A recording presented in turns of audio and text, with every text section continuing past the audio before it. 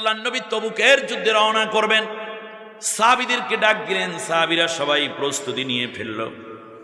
মুনাফিকরা কোনোদিন আল্লাহর দিন কায়েমের জন্য ময়দানে থাকে না, শুধু মুজাহিদদের সমালোচনা করে, ঠিক কিনা? একদল মানুষ আছে শহীদি কাফেলা, যারা এই জমিনে আল্লাহর কোরআনের রাজ কায়েম করার জন্য দিন রাত জীবন বাজি রেখে লড়ছে, তাদের শুধু ভুল ধরতে চায়, তাদের বিরুদ্ধে ফতুয়া দেয়, ঠিক কিনা? এটা মুনাফিকের আলামত।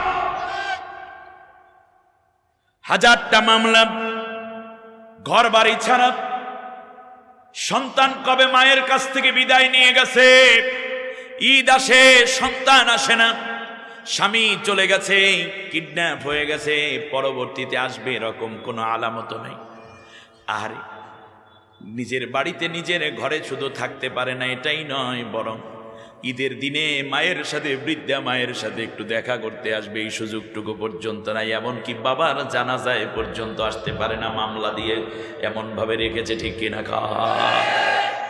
এত নির্যাতন, এত কষ্টের পরেও একদল মানুষ দেখবেন এইরকম না কইরে এইভাবে গেলে ভালো হতো, এই লোকটা কিন্তু আসলে কোরআনের পক্ষের লোক না, এটা দুষ্ট লোক, ঠিক কিনা? কান ইমানের নাম ধইরা ইমানের ভেজাল্লা কাম করার জন্য সে মাস্টারি করে। মুনাফিকরা বলল, মুহাম্মদ ইসলাম গ্রহণ করছি ভালো কথা, নামাজ পড়ি, রোজা রাখি, এই মারামারি কাটাকাটি এইটা ভালো লাগে না। কি দরকার আছে? তুমিও ঠান্ডা মানুষ, শান্ত মানুষ, অতএব আমাদেরকে একটু ছুটি দাও। আল্লাহর নবী বললেন, আমি ছুটি দিতে পারবো না, তোমাদের ইচ্ছা, গেলে যাও, না গেলে না যাও। কারণ যুদ্ধ আমি মুহাম্মদুর রাসূলুল্লাহ ফরজ করি নাই, যুদ্ধ ফরজ করেছে আল্লাহ।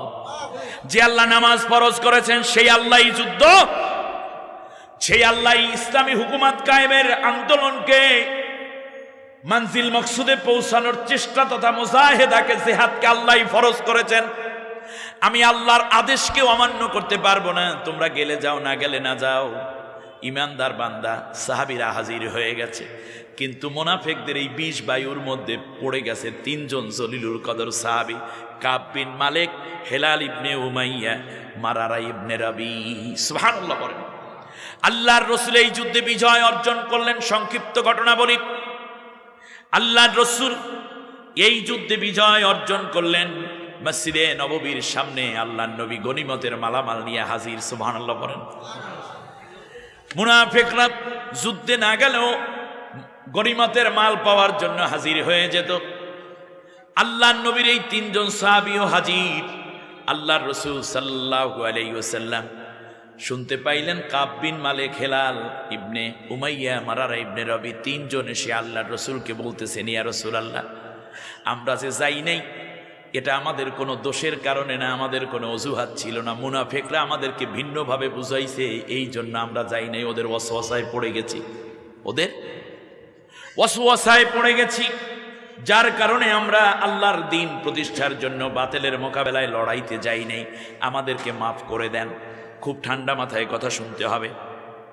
রাসূল সাল্লাল্লাহু আলাইহি ওয়াসাল্লাম বললেন, যুদ্ধ আমিও করতে চাই নাই, কিন্তু আমার আল্লাহ ফরজ করেছেন, যেই আল্লাহ নামাজ ফরজ করেছেন, রোজা ফরজ করেছেন, কুতিবা আলাইকুমুস সিয়াম, যেই আল্লাহ বলেছেন, কুতিবা আলাইকুমুল কিতাল, ওই আল্লাহই বলেছেন। সুবহানাল্লাহ। 185 নম্বর আয়াত, আর ওইটা হলো 216 নম্বর আয়াত সূরা বাকারা। যেই কোরআনের মধ্যে রোজাকে ফরজ করা হয়েছে, সেই কোরআনের মধ্যে বাতিলের মোকাবেলায় যারা আল্লাহর কোরআনকে পরাজিত করে রাখতে চায়, যারা এই দিনকে গোলাম বানাইয়া রাখতে চায়, ইসলামকে যারা পরাজিত করে রাখতে চায়, তাদের মোকাবেলায় প্রয়োজনে যুদ্ধ করে অস্ত্র ধরে বিজয় কিংবা শহীদ হওয়ার নির্দেশ আমি দেই নাই, আমার আল্লাহ দিয়েছেন। তোমরা আমার হুকুম লঙ্ঘন করো নাই, আল্লাহর হুকুম তথা ফরজকে তোমরা তরক করেছো। যতক্ষণ আল্লাহ রব্বুল আলামিন এই ব্যাপারে কথা না বলেন, ততক্ষণ পর্যন্ত আমি তোমাদেরকে কোনো কথা বলতে পারি না। আল্লাহু আকবার।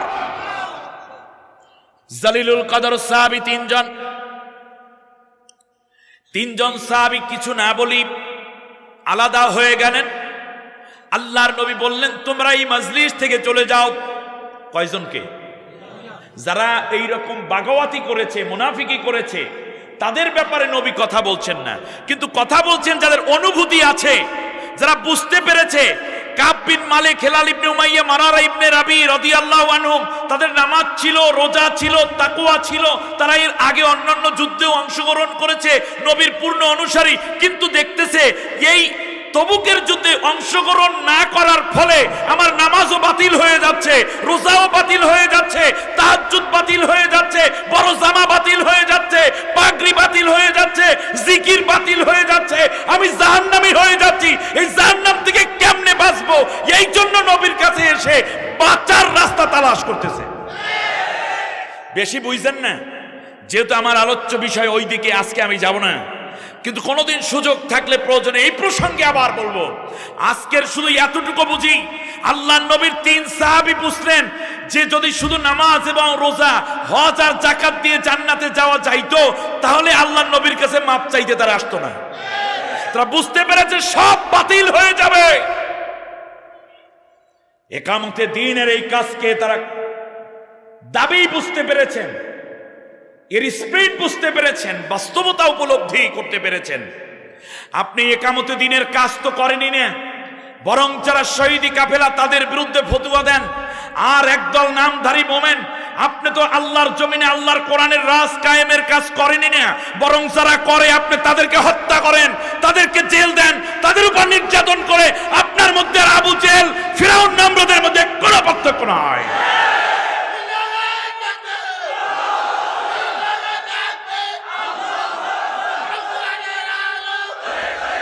এবার শুনুন, আল্লাহ রাব্বুল আলামিন বলছেন, দুনিয়ার মানুষেরা শোনো। আল্লাহ সুবহানাহু ওয়া তাআলা বলছেন, আল্লাহর নবী এবার ডাক দিয়ে বললেন, তোমরা এই 3 জন আলাদা হয়ে যাও। বুক ভরা ব্যথা নিয়ে 3 জন আলাদা হয়ে গেলেন। ফাকামান নবী সাল্লাল্লাহু আলাইহি ওয়াসাল্লাম ফাহামিদাল্লাহ ওয়াসনা আলাইহি। আল্লাহর নবী এবার মসজিদে নববীর মিম্বরের উপরে দাঁড়ালেন। সাহাবীদের স্ত্রীরা এখানে হাজির, সাহাবীরা হাজির, তাদের সন্তানেরা হাজির। আল্লাহর নবী বললেন, আমার সাহাবীরা শোনো, এই 3 জনের সাথে আল্লাহ রাব্বুল আলামিন পরবর্তী নির্দেশনা না দেয়া পর্যন্ত তাদের সাথে কোনো কথাবার্তা বলবা না। এই মুসলমান শোনো, ইমানদারেরা কান পেতে শোনো, চূড়ান্ত কথাগুলো মন দিয়ে উপলব্ধি করো। নবী বলতেছেন, যতদিন পর্যন্ত আল্লাহ রাব্বুল আলামিন তাদের ব্যাপারে কথা না বলেন, ততদিন পর্যন্ত তাদের সাথে সালাম দিও না। কি বেনমাজি ছিলেন তারা? দাড়ি ছাটা ছিলেন? ফারা পাঞ্জাবি পরতো? কি শার্ট প্যান্ট পরতো?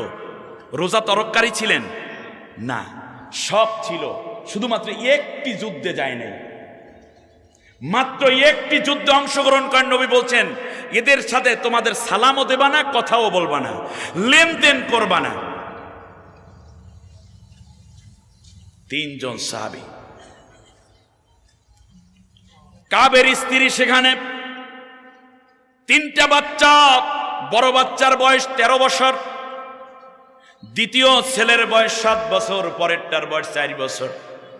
আহারে, কেতাবুল মাগাজি, আপনি যদি এই হাদিসগুলো পেতে চান তাহলে বুখারী শরীফের মধ্যে চলে যান, কেতাবুত তাফাসির, কেতাবুত জিলদে সানি, 2য় খণ্ড। আমি পৃষ্ঠা নাম্বারটা বলতে পারলাম, ওলামায়ে কেরামদের মনে এসে যাওয়ার কথা। ওখানে সূরা তাওবার ডিটেইলস তাফসীর রয়েছে। আমার ভাইরা খেয়াল করুন, বিশ্বনবী সাল্লাল্লাহু আলাইহি ওয়াসাল্লাম এই কথা বলে দিলেন। মা বোনেরা ভালো করে শুনুন, ওয়াল মুমিনুনা ওয়াল মুমিনাতু বা'দুহুম আউলিয়াউ বা'দ। কারে কয়? কাবের স্ত্রী সন্তানদেরকে বাইরে রেখে নিজে ঘরের মধ্যে ঢুকে ভিতর দিয়ে দরজা লাগাই দিয়েছে, লক করে দিয়েছে। 3টা সন্তান বাড়ির দরজায় খেলাধুলা করে, 3 ভাই। ছোট্ট ছোট্ট পাথর নুড়ি নিয়ে আমাদের দেশে বাচ্চারা খেলে না, এরকম। মরুভূমির দেশ, মসজিদে নববীর পাশেই কাবের বাড়ি। বিশ্বনবী মুহাম্মদুর রাসূলুল্লাহর কথা শুনে কাবের স্ত্রী সিদ্ধান্ত নিয়ে ফেলেছে, যেই নবী প্রত্যেক মোমেন নারী পুরুষকে বলে দিলেন, আল্লাহর নবী কিন্তু ভাঙ্গাইয়া ভাঙ্গাইয়া এত কিছু বলে নাই, শুধু বলেছেন পরবর্তী নির্দেশনা না আসা পর্যন্ত এই তিনজনের সাথে লেনদেন করা যাবে না, কথা বলা যাবে না। আল্লাহর নবীর এই প্রিয় সাহাবিয়া এই কথাও জিজ্ঞেস করে নাই আমি তার স্ত্রী নবী, আমার ব্যাপারে কি হুকুম, কারণ জানে নবীর কাছে এত প্রশ্ন করার দরকার নাই। আমার নবী বলেছেন স্ত্রী হোক, স্বামী হোক, ভাই হোক, বন্ধু হোক, যদি মোমেন হয় তাহলে তার সাথে সম্পর্ক রাখা যাবে না যতদিন পর্যন্ত আল্লাহ সম্পর্ক স্থাপনের পরবর্তী নির্দেশনা না দেন। একটা যুদ্ধে না যাওয়ার কারণে আল্লাহ সুবহানাহু ওয়া তাআলার তিন বান্দা নবীর 3 সাহাবীর সাথে সম্পর্ক ছিন্ন হয়ে গেল। আর যারা আজকে দিন কায়েমের পথে সবচেয়ে বড় বাধা দানকারী, সবচেয়ে বড় অত্যাচারী, তাদের সাথে আপনার ছেলের বিয়ে দেন, মেয়েকে বিয়ে পড়ান, তাদের সাথে বিয়েই বানান, তাদের সাথে অর্থনৈতিক লেনদেন করেন, তাদের সাথে গলায় গলায় খাতিল না থাকলে আপনার ভিতরে কলজা ঠান্ডা হয় না। আপনি তো মুনাফিকের আরেক খালাতো ভাই। অথচ প্রতিদিন আপনি নামাজের মধ্যে সূরা যখন দোয়া কুনুত পড়েন তখন বলেন অনাখলাউ ওয়ানাত্রুকু মাইয়াফজুরুকা, আল্লাহ তোমার দিন বিরোধী যারা তাদেরকে আমি তরক করে দিলাম, তাদের সাথে কোনো সম্পর্ক নাই। আপনার কিসের নামাজ? নামাজে বলেন একটা, বাইরে গিয়ে করেন আপনি আর একটা। আর দিন ইসলামের বিরোধী চূড়ান্ত শক্তি যারা, তাদের দলের পেছনে আপনি দৌড়ান, তাদের ব্যানার নিয়ে আপনি হাঁটেন, তাদের স্লোগান দেন, আপনার মধ্যে আব্দুল্লাহ বিন উবাইর মধ্যে নাফরমানদের মধ্যে কোনো পার্থক্য নাই।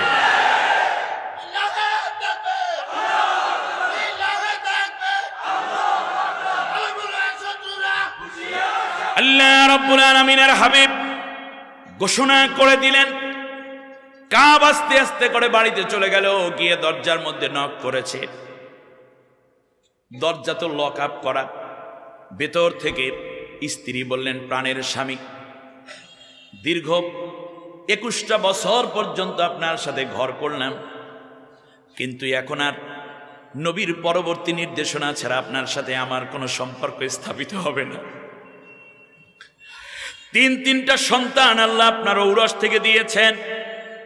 আপনার সন্তান আপনার কাছে থাকবে নাকি আমার কাছে থাকবে, এটাও আপনি আজকে সিদ্ধান্ত নিতে পারেন।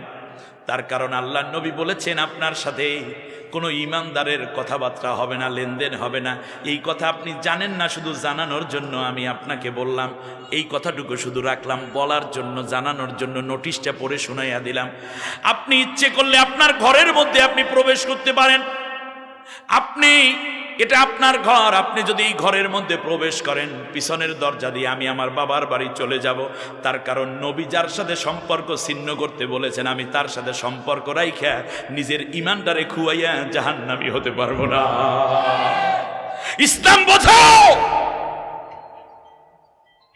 খেলা পেয়েছো তুমি, শুধুমাত্র প্রতিহিংসার কারণে আল্লাহর কোরআনের সাথীদেরকে হত্যা করছো, নির্যাতন করছো, মামলা দিচ্ছ। কিয়ামতের ময়দানে তোমার দেয়া মামলাটা ওই আল্লাহর কোরআনের সাথে নাজাতের দলিল হবে, আর তোমার দেয়া মামলাটাই, ওই কপিটাই তোমার হাতে ধরাইয়া দিয়া ইসলামের চূড়ান্ত দুশমন হিসেবে তোমার জন্য জাহান্নামের ষড়যন্ত্র হয়ে যাবে। শুনুন, কাবের স্ত্রী, কাব বিন মালিকের স্ত্রী বললেন, আপনি যদি ঘরের মধ্যে ঢুকে পড়েন এটা আপনার ঘর, আমি পেছন দিক থেকে বেরোয় চলে যাব। কারণ নবীজি বলেছেন সম্পর্ক করা যাবে না, সালাম কালাম থাকবে না। অতএব আপনি সিদ্ধান্ত নিতে পারেন। কাব রাদিয়াল্লাহু তাআলা আনহু এমনি এক থেকে কলিজার মধ্যে ব্যথা, তিনি বুঝতে পেরেছেন তবুকের যুদ্ধে না যাওয়ার কারণে আমি জাহান্নামী হয়ে গেলাম। আর একজন সাহাবী বুঝতে পারে নবীর পেছনে নামাজ পড়ে, নবীর চেহারা মোবারক দেখে, তাহাজ্জুদ পড়ে নবীর সাথে, রোজা করে নবীর সাথে, হজ করে নবীর সাথে দাওয়াতে যায়, নবীর সাথে হিজরত করে। এই মানের একজন সাহাবী শুধু একটা মাত্র যুদ্ধে অংশগ্রহণ না করার কারণে বুঝতে পারছে আমার জিন্দিগির সব আমল বাদ হয়ে গেছে, নিজে কান্নায় অস্থির হয়ে গেল। আর আজকে আল্লাহর কোরআনের বিরোধিতা করে, আল্লাহর দ্বীন প্রতিষ্ঠার আন্দোলনের বিরুদ্ধে হাজার রকমের আইন করে ব্যান্ড করে দেওয়ার ষড়যন্ত্র করার পরেও কেউ যদি মনে করে আমি মুসলমান আছি, এর চাইতে বড় পাগল দুনিয়ায় আর হতে পারে না। আল্লাহ নবীর সাহাবী স্ত্রীর কাছে বললেন, প্রাণের স্ত্রী, আমার জন্য দোয়া করো, আল্লাহ যেন আমাকে মাফ করে দেন। রওনা করলেন বাড়ির দরজায়। 12 বছর, 7 বছর এবং 4 বছরের 3 শিশু খেলতেছে, আরো কিছু বাচ্চা আছে। দূরে কোথাও যখন যায়, বাবা সন্তানকে একটু আদর করে কোলের মধ্যে নিতে চায়, বিদায় দিতে চায়, ঠিক কিনা বলেন? সন্তান কি 3 সন্তান কি কাছে টেনে আদর করে শেষ কথাটা বলতে চাইলেন, বললেন, বাবারে আমার কাছে আয়, একটু আদর করি। ছোট বাচ্চাটা কোলে উঠাইবে বলে আবেগ দেখালেন। 3 বাচ্চা হাতের মধ্যে রাখা ছোট ছোট পাথরের নুড়িগুলো পিছনের দিক থেকে ফিরা উপর উল্টা বিলে দৌড়াই আর বলে, আব্বু গো, আপনার জায়গায় আপনি চলে যান, যতদিন বিশ্বনবী মুহাম্মদুর রাসূলুল্লাহ সাল্লাল্লাহু আলাইহি ওয়াসাল্লাম না বলবেন ততদিন আর আপনার কোলে উঠবো না, আপনার আদর নেব না। বুঝুন, কাব চলে গেলেন পাহাড়ে। হিলাল ইবনে উমাইয়া রাদিয়াল্লাহু তাআলা আনহু, বয়স তার 71 বছর। কেউ বলেন না তার বয়স ছিল 69 বছর, কেউ বলে 74 বছর। 3টা রিওয়ায়াত আছে, 69, 74, 71, ঠিক কিনা বলেন? 3টা রিওয়ায়াত। তাহলে 60-এর উপরে 70-এর ঘরে ধরি, ঠিক কিনা? দাড়ি চুল কিছুটা পাকা। 70 বছর মানুষ যা হয়, তিনি দূরে কোথাও যেতে পারেন নাই। মসজিদে নববীর মধ্যে একটা খুঁটির সাথে নিজে শক্ত কইরা বাঁধছে। বয়স 70 বছর ধরেন, দাড়ি চুল পাকা মানুষ, আল্লাহর নবীর চাইতেও বয়সে বড়, বয়সের দিক থেকে বড়। নিজের পায়ের মধ্যে রশি বাঁধছে। এরপরে একটা খুঁটির সাথে নিজের শক্ত কইরা দাঁড় করাইয়া নিজের রশি নিজে ঘুরাইয়া বাইন্দা গলা পর্যন্ত নিয়ে আসছে। এবার চোর ডাকাত যদি বড় অপরাধী হয়, আসামি ধরে এনে যেমন করে মেম্বার চেয়ারম্যানরা হাত পা বাইন্দা টাইট কইরা রাখে, ঠিক না? নিজের হাত, নিজের পা, নিজের শরীর শক্ত করে নিজে বাইন্দা রাখছে। এমন একটা জায়গায় বাইন্দা রাখলো, যেই জায়গাটা হলো রিয়াজুল জান্নার পশ্চিম দক্ষিণ কর্ণা দিয়া। আল্লাহু আকবার। আমার বন্ধুগণ খেয়াল করুন, বিশ্বনবী সাল্লাল্লাহু আলাইহি ওয়াসাল্লাম যখন মসজিদে নববীতে আসতেন, এর আগে সাহাবীরা কেউ প্রবেশ করে ফেলতো।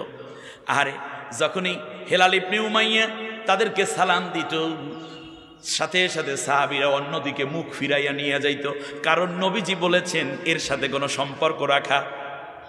কথা বোঝেন নাই?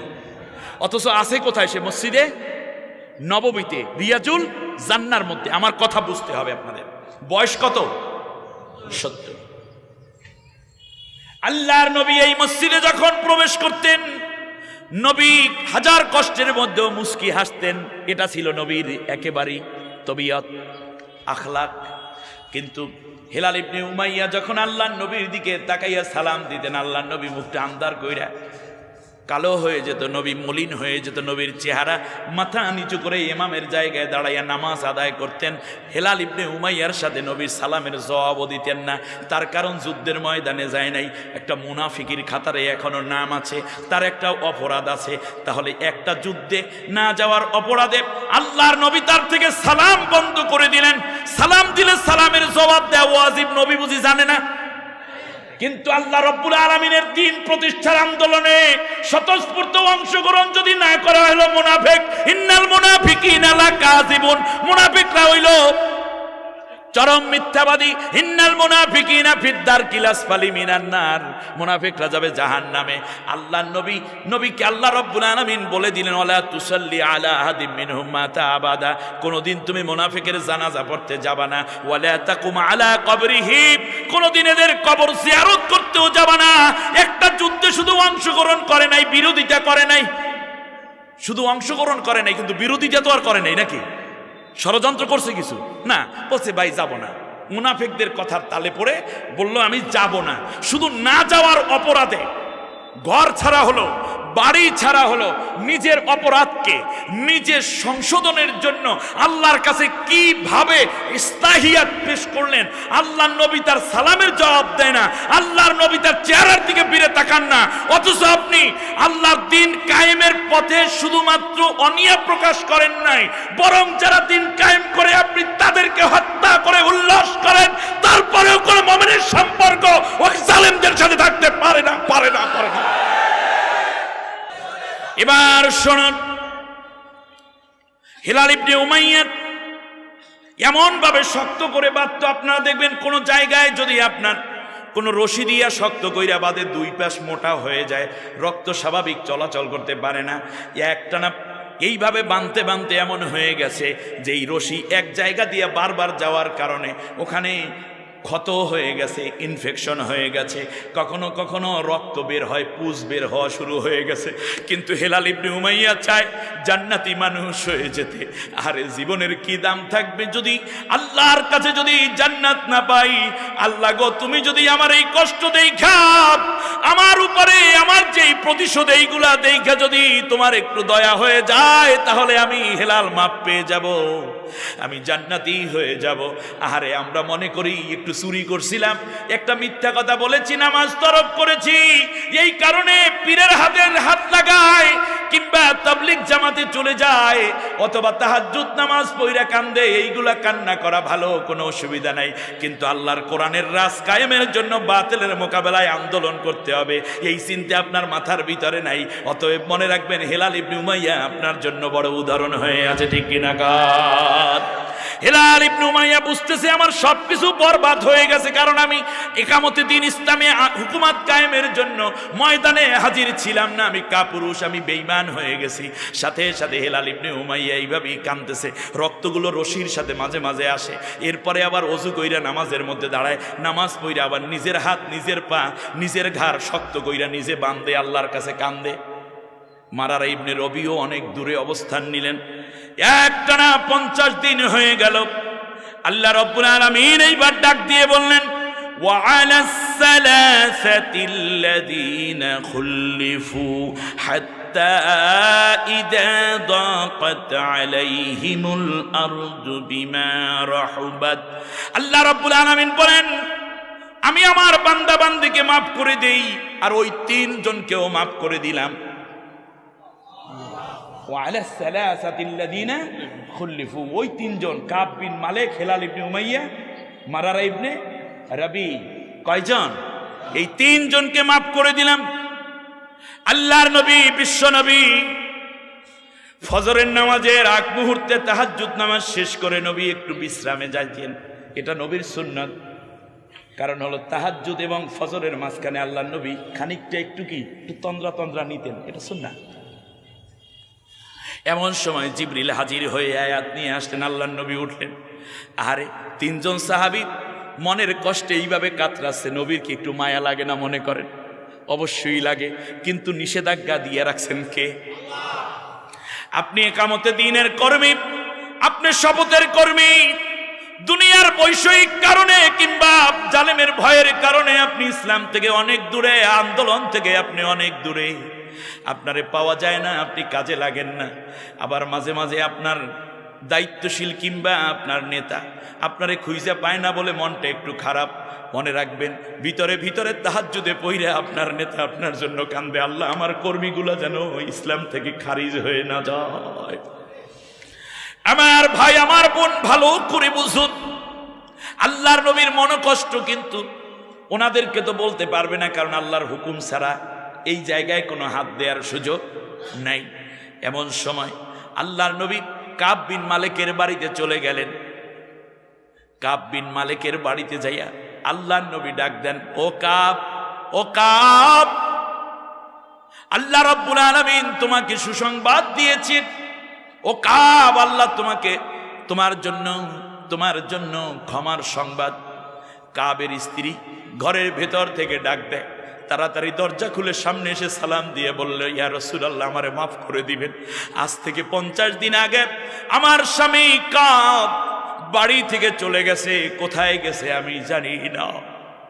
সন্তান ছাইরা চলে গেছে, সন্তান এবং আমি বাড়িতে আছি, কোথায় গেছে জানি না। আল্লাহ নবী আবু বকরকে বলেন, আবু বকর জোরে জোরে ডাক দাও, পাহাড়ে পাহাড়ে, পাহাড়ের কিনারে ডাক দেয়, কাব আইনা কাব বিন মালিক, কোথায় রে কাব? হঠাৎ করে আবু বকর রাদিয়াল্লাহু আনহু শুনতে পাচ্ছেন গুহার ভিতর থেকে বড় বড় আওয়াজে ফুফাইয়া ফুফাইয়া কখন একটু উচ্চ আওয়াজে কান্দে, আল্লাহ তুমি কবে আমাকে মাফ করার ঘোষণা দিবা? কাবের হাত ধরে আবু বকর রাদিয়াল্লাহু তাআলা আনহু তুললেন, মসজিদে নববীতে নিয়ে আসলেন। কাব রাদিয়াল্লাহু তাআলা আনহু বলতেছেন, ইয়া রাসূলুল্লাহ, এই ক্ষমার সংবাদ আপনার পক্ষ থেকে নাকি আল্লাহর পক্ষ থেকে? আল্লাহর নবী বললেন, কাবরে, সংবাদ যদি আমি দেওয়ার অধিকার থাকতো তাহলে প্রথম দিনই তোমাদেরকে দিয়ে দিতাম। আল্লাহ রব্বুল আলামিন তোমাদের তিনজনকে ক্ষমা করার সুসংবাদ দিয়েছে। হিলাল ইবনে উমাইয়ার হাতের রশি, গলার রশি, পেটের রশি আল্লাহর নবী নিজে খুলে দিচ্ছেন। এই জন্য ওই উস্তানা আছে, 7টা উস্তানা আছে, উস্তানায়ে হান্নানা, উস্তানায়ে লুবাবা, উস্তানায়ে হিরস, উস্তানায়ে আয়েশা, উস্তানায়ে তাওবা একটা আছে। অর্থাৎ হিলাল ইবনে উমাইয়া যেই কুটির সাথে নিজেরে বেঁধে নিজের উপরে নিজের প্রতিশোধ নেওয়া শুরু করে দিল, আল্লাহ রব্বুল আলামিনের হাবিব বললেন, এই জায়গায় দাঁড়াইয়া কেউ যদি আল্লাহর কাছে কান্দো, কাবকে যেমন হেলালকে আল্লাহ রব্বুল আলামিন যেমন করে মাফ করে দিয়েছেন, আল্লাহ তাআলা আমার উম্মত তোরেও তেমন করে মাফ করে দিবে। আমার ভাইরা খেয়াল করে দেখুন, এরপর আল্লাহ রব্বুল আলামিন বলছেন, দুনিয়াটা অনেক বড় ছিল কিন্তু তাদের কাছে জমিনটা ছোট হয়ে গেল। ছোট হওয়ার কারণ হলো ইসলামী আন্দোলন একামতে দ্বীনের সাথীরা কেউ কথা বলে না। যদিও বাইরে আবু জেহেল, উতবা, সাইবাদের লোকের অভাব নাই, বিদেশ থেকে হিরাক্লিয়াস সংবাদ দিয়েছে, তোমরা 3 জন, হুজুর ঠিক আছে না, 3 জনকে খবর দিল, মুহাম্মাদের দল করার দরকার নেই, আমাদের দলে যোগ দাও, তোমাদেরকে মন্ত্রিত্বের জায়গায় দিয়ে দেব। পারস্যের খসরু খবর দেয়, তোমাদের উপরে মুহাম্মাদের অনেক অত্যাচার জানি, তোমরা 3 জন আমাদের দেশে চলে আসো, তোমাদেরকে সর্বোচ্চ মর্যাদা দিয়ে দান করব। কারণ এই 3 জন সাহাবী জানে, আমরা যদি এই ধরনের হিরাক্লিয়াস কিংবা খসরুদের পাল্লায় পড়ে যাই, ইসলাম পাবো না, ইসলাম থেকে খারিজ হয়ে গেলে পরকালে জান্নাত পাবো না। অতএব যে যত বড়ই মুলা দেখাক না কেন, যে যত বড় তোকমা আমাদেরকে দেখ না কেন, এদের দলে কোনোদিন যাওয়া সম্ভব না। আমার প্রথম ঠিকানা একামতে দ্বীনের কাফেলা, শেষ ঠিকানাও আমার একামতে দ্বীনের কাফেলা। অতএব মারুক কাটুক, বাঁচি মরি, শহীদ হই, মামলা খাই, জান যায়, মাল যায়, সম্মান যায়, ইজ্জত যায়, আল্লাহর কোরআনের কাফেলা ছাইরা কোনোদিন আর কোথাও যেতে পারি না। বিরাট অফার পেয়েও তারা যায় নাই। আর আজকে আপনি আল্লাহর কোরআনের সাথে একটুখানি অফার পাইলে, একটু ভয় পাইলে কোরআন ছুঁয়া অন্যদিকে মানব রচিত তাগুতি মতবাদের পিছনে দৌড়ান, আপনার মতো মুনাফিক দিয়ে জান্নাতের কোনোদিন দরজা খুলবে না, তার জান্নাতে আপনার কোনোদিন জায়গা হবে না। তার কারণ ঈমান একটা পরীক্ষার নাম, ঈমান একটা পরীক্ষা দিয়েই এটাকে বাঁচাইয়া রাখতে হয়, পরীক্ষা দিয়ে এটার মান উন্নয়ন হতে হয়, ঠিক কিনা বলেন? এই জন্য আল্লাহ রাব্বুল আলামিন বলেন, আহাসিবান নাসু আইয়ুতরাকু আইয়াকুলু আমান্না ওয়া হুম লা ইফতানুন। তারা কি মনে করেছে আমি ঈমান এনেছি এই কথা বললে ছেড়ে দেব, আমি আল্লাহ কি পরীক্ষা করব না? আম হাসিবতুম আন তাদখুলুল জান্নাতা ওয়া লাম্মা ইয়াতিকুম বা'সা ওয়া দাররা ওয়া যুলজিলু হাত্তা ইয়াকুলার রাসূলু ওয়াল্লাযীনা আমানু মা'আহু মাতা নাসরুল্লাহ আলা ইন্না নাসরাল্লাহি করিব। আল্লাহ রাব্বুল আলামিন বলেন, তোমরা কি মনে করেছ এমনিতেই জান্নাতে প্রবেশ করবে? তোমাদের পূর্বে বহু নবী এসেছে, নবীদের সাথীরাও ছিল, নির্যাতন অত্যাচার সহ্য করতে না পেরে এক পর্যায়ে তারা আওয়াজ দিয়ে বলেছিল, নবীও বলেছিল, মাতা নাসরুল্লাহ, তাহলে সাহায্য কখন আসবে? আমরা তো শেষ হয়ে গেলাম, একের পর এক সব শেষ হয়ে গেল, সাহায্য কখন আসবে? আমার আল্লাহ ডাক দিয়া বলেন, আলা ইন্না নাসরাল্লাহি করিব, আমার সাহায্য তোদের খুব কাছেই হাজির।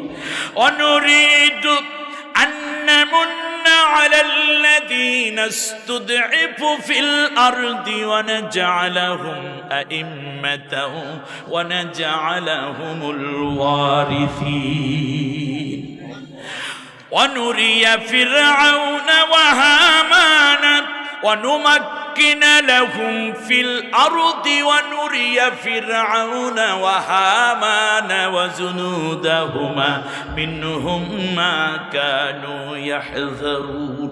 যেই দলটাকে বাতিল শক্তি শেষ করে দিতে চাইলো, আমি আল্লাহ রব্বুল আলামিন সিদ্ধান্ত নিলাম তাদের উপরে আমার দয়া ঢেলে দেব। আমি তাদেরকে রাষ্ট্রের নেতা বানাইয়া দেব, তাদেরকে শক্তিশালী করার সিদ্ধান্ত নিলাম, আর আমি আল্লাহ রব্বুল আলামিন তাদেরকে রাষ্ট্র ক্ষমতার উত্তরাধিকার বানাইয়া দেব। ওয়াদা কার? জোরে বলেন। সেই ওয়াদা আজও আছে না নাই? আছে। আমার আল্লাহ রব্বুল আলামিন বললেন, জমিন অনেক বড় থাকার পরেও তাদের কাছে ছোট হয়ে গেল, কারণ দিনের সাথীরা সম্পর্ক রাখলো না, কেউ কথা বলে না। আল্লাহ রব্বুল আলামিনের পর একটা অর্ডার করলেন, ইয়া আইয়ুহাল্লাযীনা আমানুত্তাকুল্লাহ ওয়া কুনু মা'আস সাদিকিন। 119 নম্বর আয়াত সূরা তাওবা। আল্লাহ রব্বুল আলামিন বলেন, ও নবীর সাহাবী, কয়জন ওখানে ছিল? 3 জন। একামতে দিনের কাজ বাদ দিয়ে, জিহাদের পথ ছেড়ে দিয়ে তোমরা মুনাফিকের দলে যেমন শামিল হয়ে গেছো, এখন থেকে আমার অর্ডার হলো, আমি আল্লাহকে ভয় করো, আর তোমরা এই দিন কায়েমের সাদিকিন কাফেলার সাথে শামিল থাকো। অতএব দিন কায়েমের কাফেলায় যারা নাই তাদের সাথে হওয়ার জন্য আল্লাহ আমাদেরকে সাথী না থাকার নির্দেশ দিয়েছেন, আর যারা দিন কায়েমের কাফেলায় তাদের সঙ্গী হওয়ার নির্দেশে আয়াত দ্বারা আছে, ঠিক কিনা বলেন? কিন্তু ভুল ব্যাখ্যা করা হয়েছে। আমাদের দেশের পীর মাশায়েখরা যখন ওয়াজ করেন তখন এই আয়াতখানা ব্যবহার করেন আর বলেন, কুনু মা'আস সাদিকিন, নেককারদের সাথী হও মানে পীরের মুরিদ হইয়া যাও। বিশ্বাস করুন, যেই পীর একামতে দিনের কাজ করে না, এখানে তো দিন কায়েমের পথে যারা নাই তাদের সাথী হওয়ার কারণে 50 দিন পর্যন্ত এত বেশি করারোপ আল্লাহ রব্বুল আলামিন করে রাখলেন, এত বেশি কঠোরতা আল্লাহ নির্দেশ করে রাখলেন, ওই দিন কায়েমের পথে যারা নাই তাদের সাথী হইও না। আর যারা কাফেলার দিন কায়েমের পথে যারা নাই, সেই বুজুর্গদের পথে পথে তুমি ঘুরতে থাকবা। আল্লাহ কিন্তু তাদের সাথী হতে বলেন নাই, বরং যারা দিন কায়েমের আন্দোলনে তাদের সাথী হতে এখানে নির্দেশ দিচ্ছেন, ঠিক কিনা?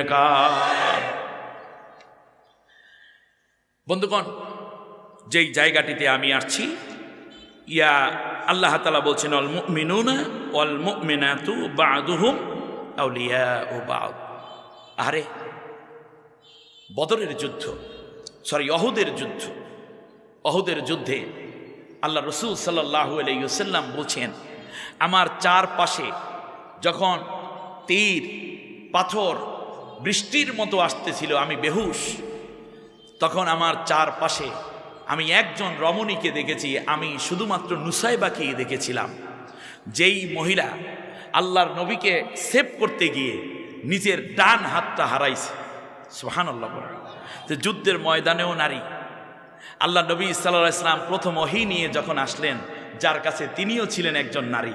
ওয়াল মুমিনুনা ওয়াল মুমিনাতু বা'দুহুম আউলিয়াউ বা'দ। আল্লাহ নবী সাল্লাল্লাহু আলাইহি ওয়াসাল্লাম যখন মক্কা থেকে মদিনায় হিজরত করে চলে গেলেন, নারীরা তখন বলেছিল যে যেই দেশে মোহাম্মদ নাই সেই দেশে আমরা থাকবো না। যখন হুদাইবিয়ার সন্ধি হলো, 6 নম্বরের শর্তটা ছিল এই যে যদি কোনো আহলুল মক্কা যদি মদিনায় চলে যায় তাদেরকে ফেরত দিতে হবে, কিন্তু কোনো মক্কাবাসী যদি মদিনায় চলে যায় তাহলে তাকে অর্থাৎ মক্কাবাসী যদি মদিনায় চলে যায় তাহলে তাকে অবশ্যই মক্কায় আবু জেহেলের কাছে ফেরত দিতে হবে, কিন্তু কোনো মদিনাবাসী যদি মক্কায় চলে আসে তাহলে তাকে ফেরত দেয়া হবে না। এই শর্তটা মাত্র 3 মাসে স্থায়ী হয়েছিল, কারণ এখানে নারীরা শর্তের মধ্যে পইরা দেখতেছে যে এখানে আহলুল মক্কা বলা হয়েছে, আহলিয়াল মক্কা বলা হয় নাই। সুবহানাল্লাহ বলবেন না? এর মানে তারা লিঙ্গ জ্ঞান বুঝতো যে এখানে পুরলিঙ্গের কথা বলা হয়েছে, যেহেতু হ্যাঁ রেজাল শব্দ আছে এবং পুরুষ বলা হয়েছে, ইমরাতুন শব্দ নাই। চমৎকার, জাযাকাল্লাহ। যেহেতু ইমরাতুন শব্দটা নাই, নারীরা তার স্বামীর সংসার ফেলে দিয়ে রাতের আধারে শিশু বাচ্চাকে কোলে নিয়ে মদিনায় হিজরত করেছে। কাফিরেরা দেখা শুরু করলো, ওরে আল্লাহ কি এক অবস্থা। অতএব মনে রাখতে হবে, ইসলামের ক্ষেত্রে নারীদেরও অবদান কোনো অংশে কম নয়। এজন্য নারী পুরুষ, নারীর ইউনিট হবে, পুরুষের ইউনিট হবে, নারীদের নেতৃত্ব হবে, পুরুষদের নেতৃত্ব থাকবে, কিন্তু সবাই মিলে আবার আরেকটা নেতৃত্বের আন্ডারে কাজ করে ইসলামের চূড়ান্ত বিজয়কে ছিনিয়ে আনতে হবে, ঠিক কিনা? কারণ আল্লাহ রাব্বুল আলামিন বলছেন আল মুনাফিকুনা ওয়াল মুনাফিকাতু বা'দুহুম মিন বা'দ ইয়া'মুরুনা বিল মুনকারি ওয়া ইয়ানহাউনা আনিল মা'রুফ ওয়া ইয়াকবিদুনা আইদিয়াহুম নাসুল্লাহা ফানাসিয়াহুম ইন্নাল মুনাফিকিনা হুমুল ফাসিকুন। আল্লাহ তাআলা বলছেন মুনাফিক পুরুষ আর মুনাফিক নারী এরাও কিন্তু পরস্পরে ঐক্যজোট বাঁধছে।